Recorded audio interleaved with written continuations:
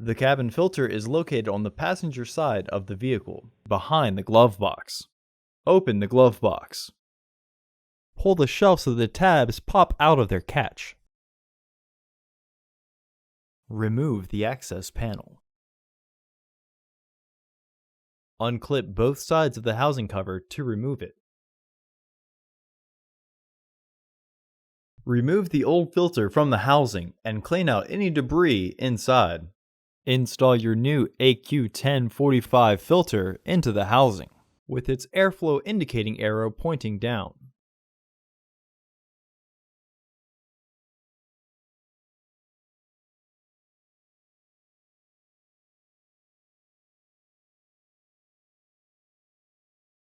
Reinstall the housing cover.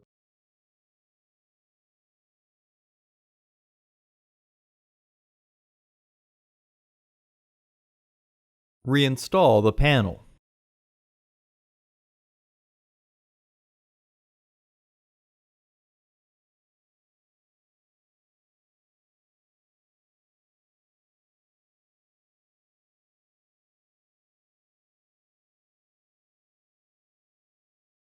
Clip the shelf back into the glove box.